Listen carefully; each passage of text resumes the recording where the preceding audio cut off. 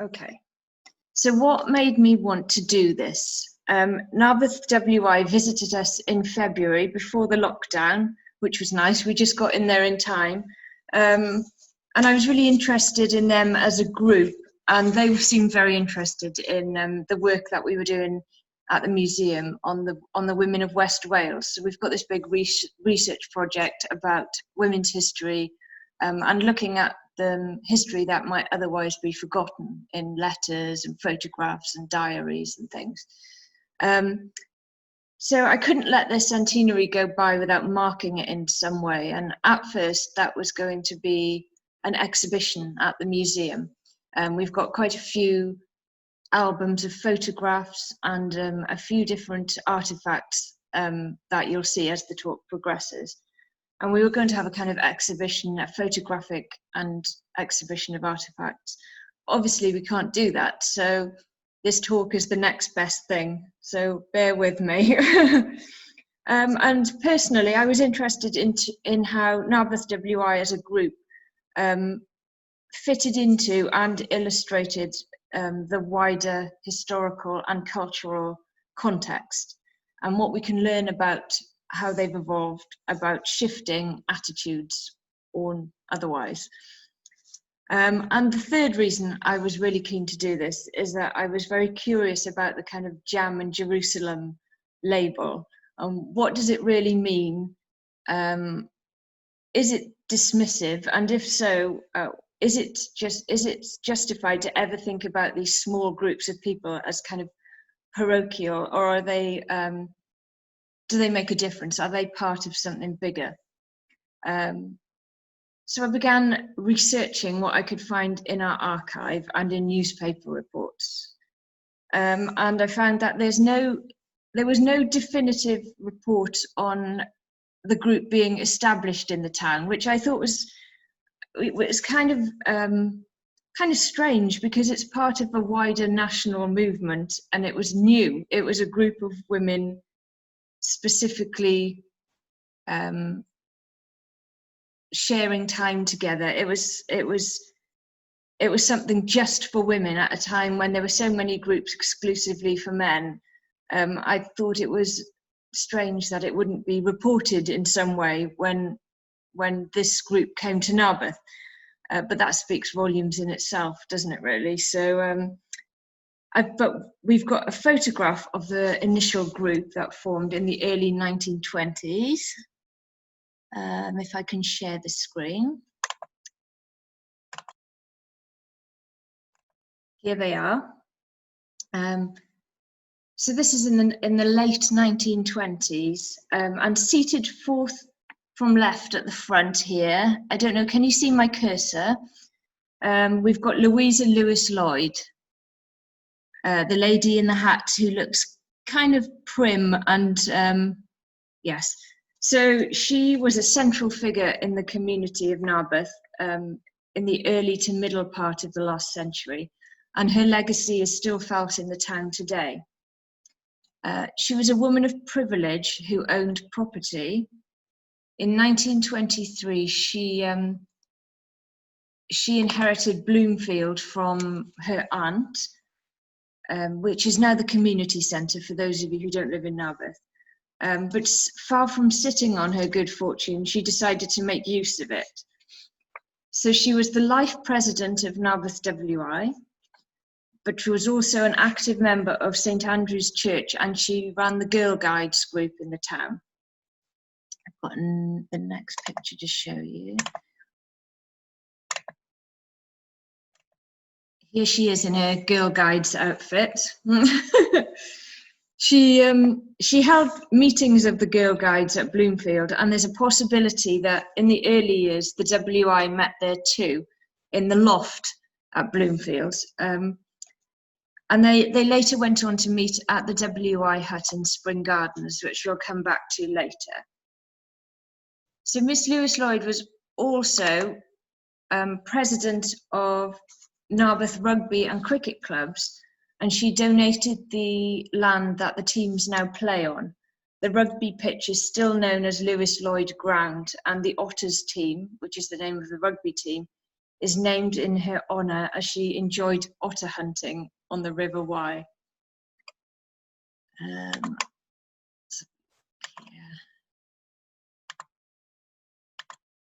This is her again.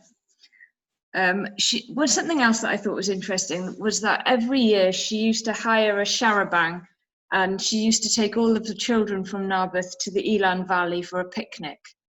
So quite nice, I thought.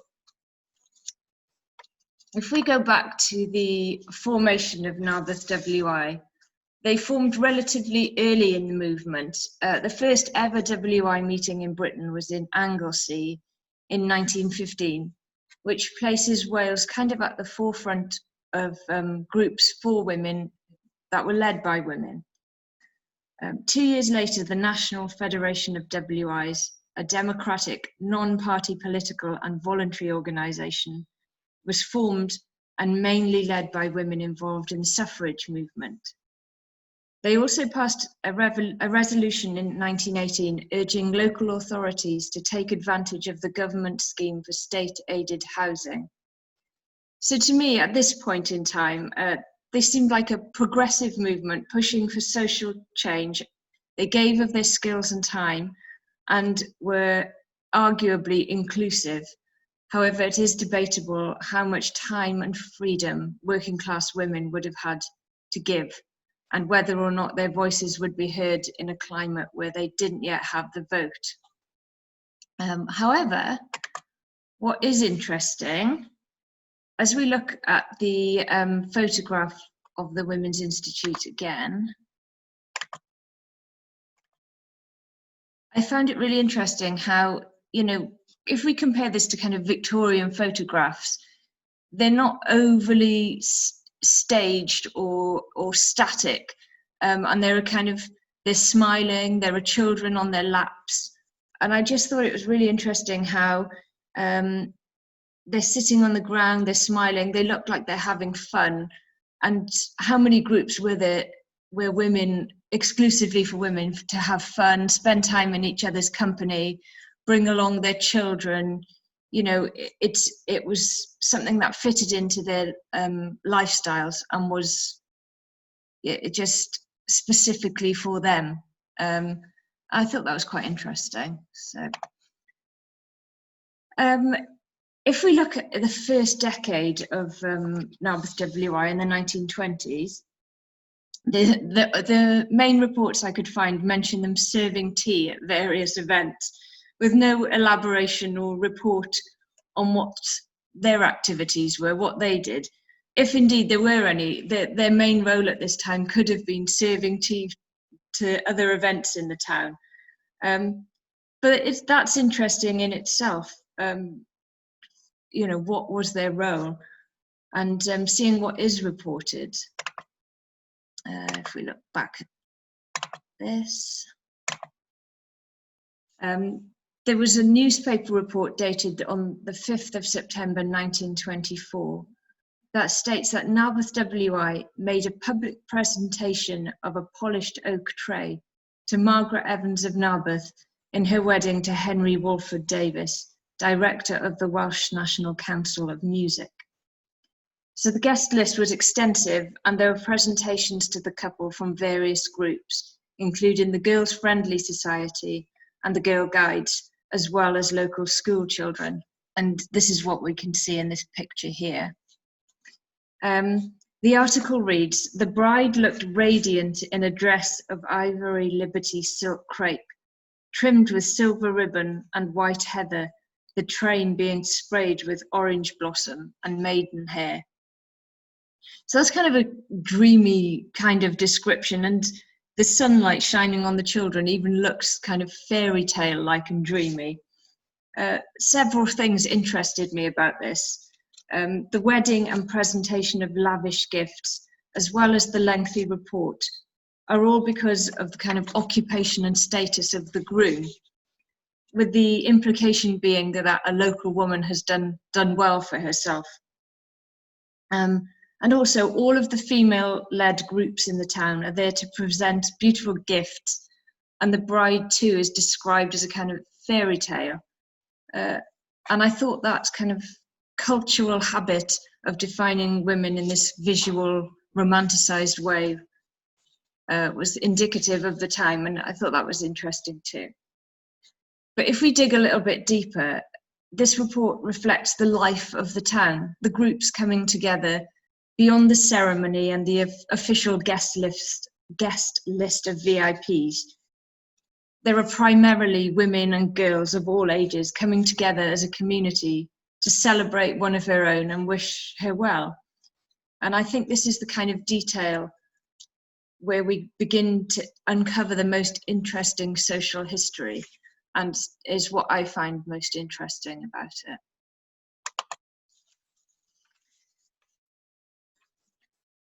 So if we move forward into the 1950s from that point, we see the fairy tale bride again. She returns to the town, Margaret Davis, and by which point she's widowed and remarried.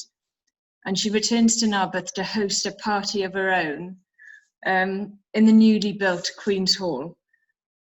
And at this time, we hear her voice being reported. She says, "I've been wanting to hold a party of this kind for a long time, but until today it had not been possible. This is the first time I've been able to meet so many of my old friends together. Many of them I have not seen for 44 years. So that to me consolidates the idea of how these women spending time together is kind of fundamental and the most interesting part of social history. So if we go back to the WI, that was a bit of a side issue. As we move into the 1930s, we know that the WI were very active in Narberth and involved in a variety of activities which were held at the WI hut in Spring Gardens, which stood until the 1980s. I can remember it being there. We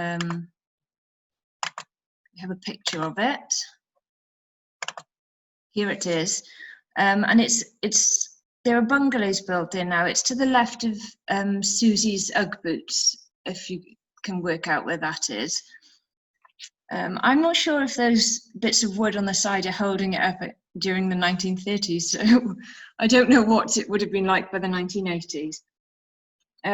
It's unclear exactly when it was first built, as again, that was not reported, but by 1934 it was being used as a cinema by Stanley Lewis, who was an inventor who went on to develop the orchestron, a new type of musical instrument with no pipes, reeds, or other type of tone generator. And this is what it looked like inside when it was being used as a cinema. It became a kind of social hub and meeting place. It hosted the Narberth branch of the Women's Liberal Association, so another women's group, with a social evening held in appreciation of Miss Price, secretary of the branch, for her untiring work in the cause of liberalism, in the sphere of women's causes, with a celebration American tea. There's the tea again. Presumably the WI served that tea. And I've no idea what an American tea is, but I can only assume that it's something to do with the American soldiers that were stationed in Narberth, whether, because I know there was a lot of excitement at that time about American soldiers in the town. So evidence suggests that much of pre-war 1930s was spent taking part in and organising social events. In this time of isolation, this, it reminds us of the significance of this and how that can't be underestimated. In 1936, a group of WI members won 6 different specimens of crafts category at the National Eisteddfod in Fishguard. We've got their certificate in the collection here. And there it is. So Louisa Lewis-Lloyd made a soft toy. W. Lawrence made gloves and slippers. Mary Phillips created a pile rug and cross-stitched tray cloth. And Mary Peregrine crafted a cane-seated chair. So they were getting out into the wider community and sharing their skills. In 1938, they organised the town's carnival at the cricket field. Here's a picture of that carnival. and it was described as most successful. One of the chief features was the Queen's carriage. I'm not sure if this is the Queen's carriage or whether we don't have a picture of it,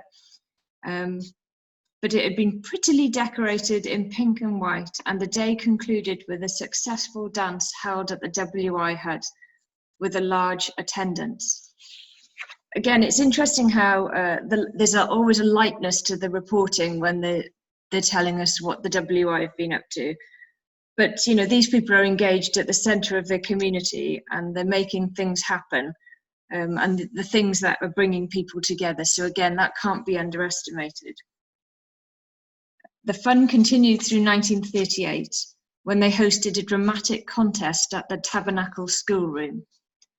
This was a competition between local groups to perform a short theatrical piece to be judged, of course, by Mr. Reginald Walters, head of Barn Street School, Haverfordwest. Tavern Spite W.I produced a comedy called Aunt Maria's Wireless. Betsy Lewis of Llanddewi W.I played 2 piano solos, and Clynderwyn W.I Choir sang Welsh folk songs.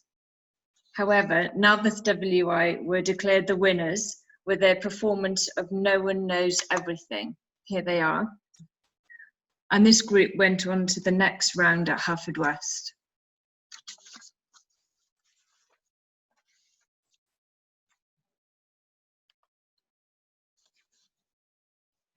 As the decade drew to a close and the threat of war loomed, the tone became more serious, and the women of Narberth W.I, like everybody across the country, stepped up to play their part.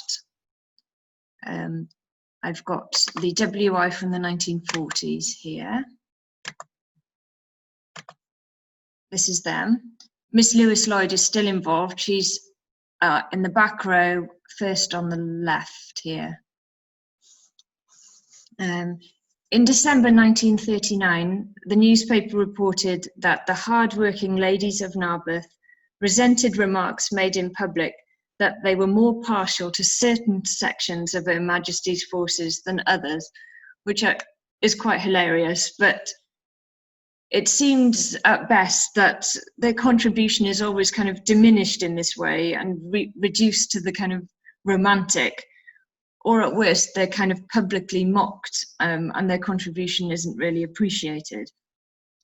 Women's groups in the town, including the British Legion, the church sewing groups, and the Girls' Friendly Society, all stood in solidarity with the W.I and stated that whilst being hospitable to men stationed in the locality, they were all making suitable articles for the local men serving in the forces.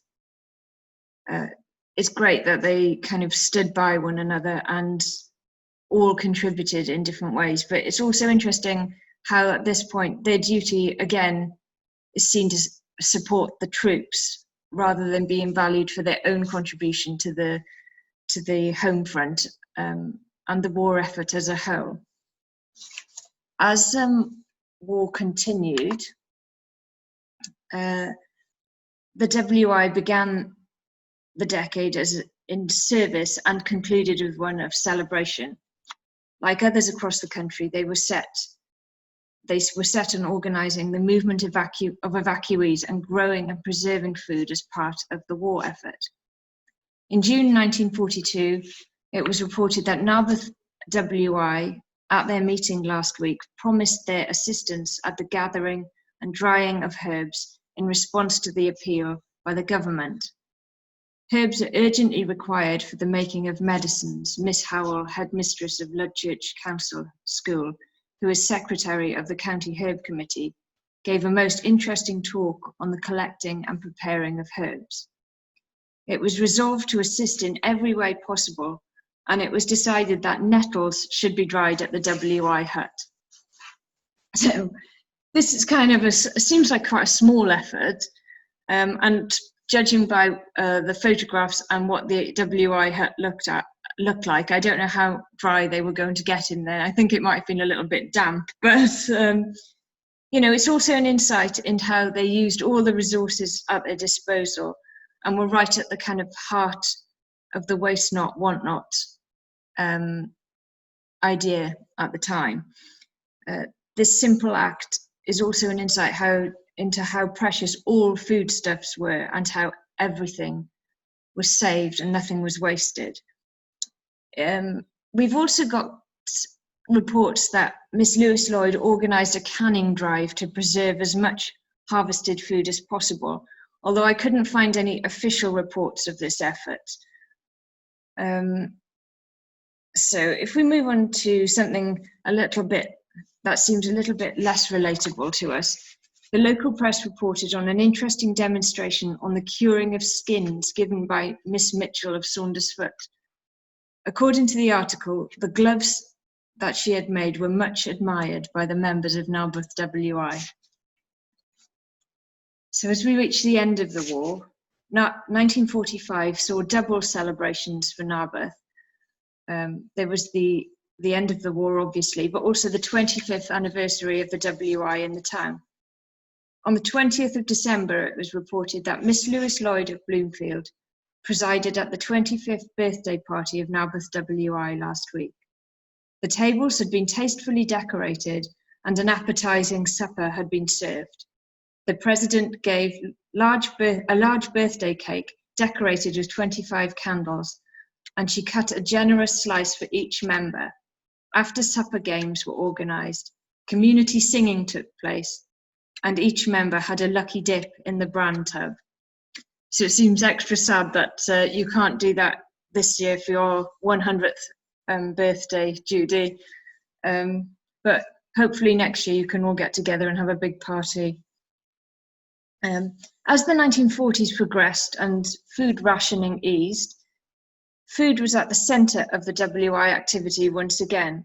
In February 1946, there was a demonstration on the making of marmalade in view of the fact that Seville oranges would soon be available.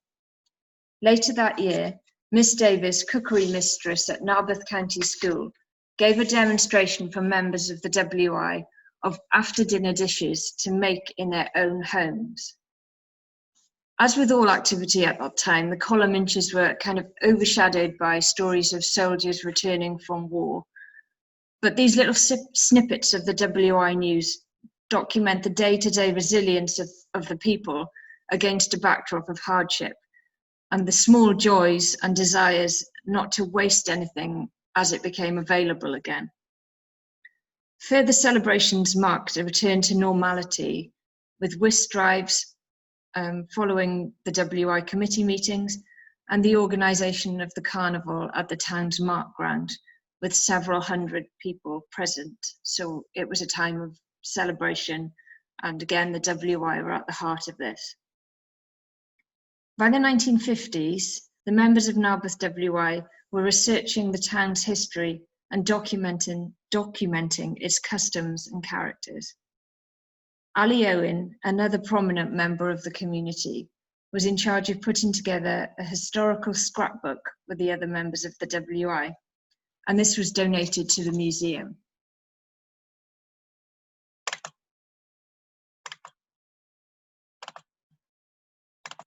Here it is. The cover is kind of hand-stitched on canvas. It's a really interesting book if you ever get the chance to come in and see it. Ali Owen was a teacher and one of the founder members of Narberth WI. She was also vice president of the Girl Guides and on the Carnival committee. I actually remember her when she was elderly, and she was a really lovely woman.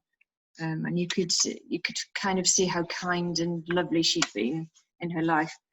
She received an award for her dedicated service to the NSPCC. She focused on the holistic approach to the education of the children in the town.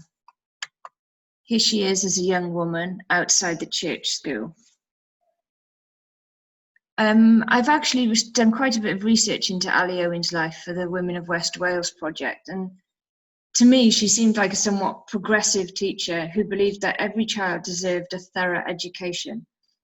When told by the head to work with the bright children and not to bother with the not so bright scholars, her words, she told him that she was paid to teach every child and would do so to the best of her ability.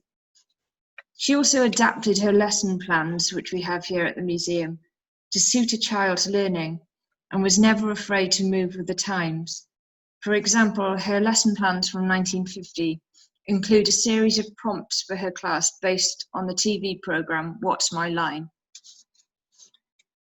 She described education as the daily practice in the art of living, which is exemplified by the activities of the WI, as we've seen.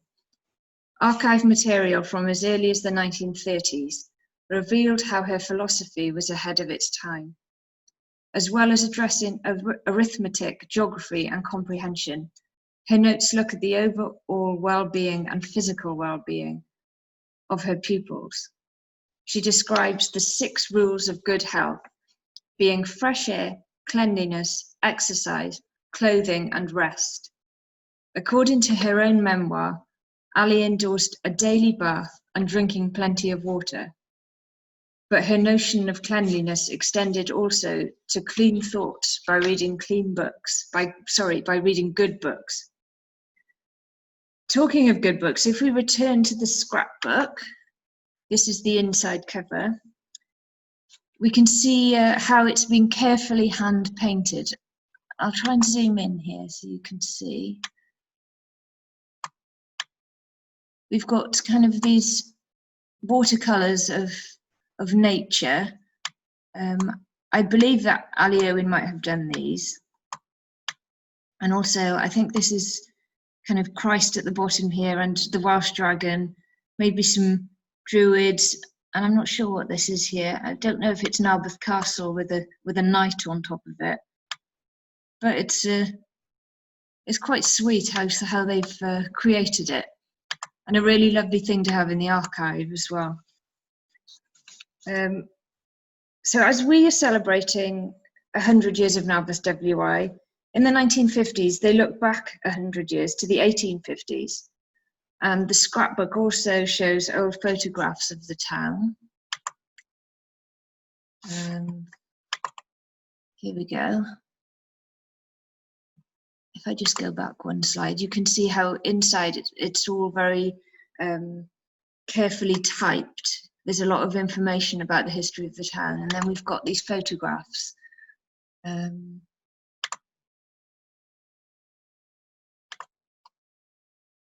At the top here, we've got the last thatched cottage in Narberth, and Evan Sal standing outside, who I'm not sure who that is. I'm interested to research a bit more about her. And then we've got Emma Lewis and her sister, who used to sell things in the market dressed in this kind of traditional Welsh costume. And then we've got the home of Mrs. Lewis and Miss Evans. It's just really, really an interesting insight into the history of Narberth, which is kind of really valuable to us at the museum. And again, here's some old photographs of the streets. We've got Moorfield Terrace and Narberth Station, and the election of 1906. And this is actually thought to be the day that Mrs. Pankhurst addressed people in the High Street. So just a really interesting historic document presented in this lovely way, hand painted by the ladies of Narberth W.I.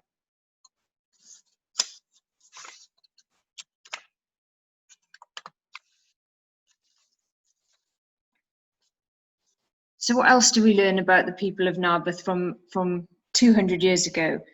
We learn that the traders included coopers, glovers, millers, tanners, and tallow chandlers, who made and sold tallow candles, and that omnibuses ran 3 times a week from Narberth to Haverfordwest and Carmarthen. We also learn that you could buy fish from the door when Mrs. Bishop came up from Tenby once a week, or when the Langham fisherwomen rowed their boats up to Blackpool Mill and walked into Narberth. And we've got the classic picture of the Langham fisherwomen. Here they are. And these are kind of the archival nuggets that sparked our curiosity and set us on the research paths that have led to the Women of West Wales project. If we can take these Llangwm fisherwomen as the example, the detail of how they reached Narberth each week to build a picture of, helps to build a picture of their lives, what kind of people they were, kind of fit and tough, and the difficulties they had to overcome to make a living. I mean, they had to catch, store, and transport the fish from Llangwm to Narberth and to Tenby before even getting a chance to sell it. The scrapbook also reveals some of the Pembrokeshire colloquialisms, that many of which are still in use today. They include a card to describe a witty, funny person, a caffle to show something that's tangled up, and shiggle, which means to shuffle. So over the past century, Narberth W.I have witnessed the key events in history. They've lived through economic depression, war, and prosperity, and they've served at the heart of their community, as they continue to do today. Here we have them in the 1950s, outside the library in Narberth. And they do all this often without recognition. The difficulty in uncovering detailed reports of their activity and piecing together the handwritten memoirs and donated artifacts shows how social history, particularly from the women's perspective, is so easily lost or forgotten. And that's something that the Women of West Wales project aims to mitigate. In these isolating times, it's even more clear to me how important these community groups are in bringing people together. And it is arguably within these day-to-day activities that real life is experienced, but so rarely recorded.